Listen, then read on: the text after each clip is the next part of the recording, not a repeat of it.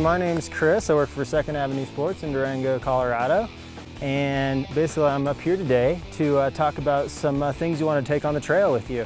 You know, trails out here are a lot of fun, but you can also have a bad time if you end up having a mechanical and not being able to fix it. So I'd say one of the biggest things people have issues with is getting a flat. Always sucks to get a flat. So the biggest thing you really want to make sure you bring with you is a pump, a spare tube, a patch kit, a CO2 and an inflator just in case, and a seat bag.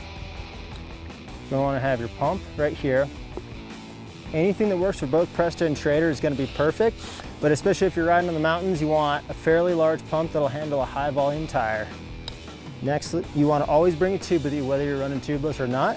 On longer rides, you might need patch kit. Blow your tube up, you have a secondary option. Now, if you want inflation that's going to get you out of the woods a little quicker, I'd recommend a 20 gram CO2 cartridge. That'll work well for the larger wheel sizes. Always want to bring a multi-tool. The most important things you want: 5mm Allen, 6mm, 4mm. That'll get you going. And lastly, you want something to put it in. I recommend some sort of a seat bag. Camelback works great. Now, one of the things I'm leaving out here is a tire lever.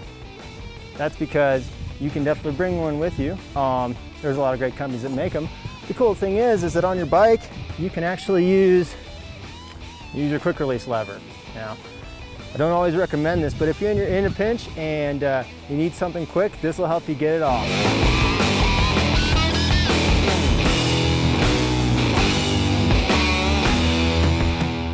So now, one of the biggest things to do when you're taking your bike on the trail is make sure your bike's in good working order to begin with. Recommend making sure your tire pressure is set at the correct amount. There's some personal preference on tire pressure. However, I would say run about 30 pounds in the rear. Try 28 up front. That'll get you started. So now, next thing you want to make sure is that your gears are working properly. When I'm at home, I like to run through them, make sure everything's working well. Nice and smooth, no problems. If you have a suspension bike, make sure that your suspension's set up correctly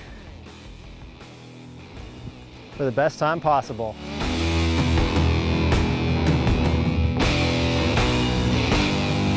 All right, right here I got my trusty steed.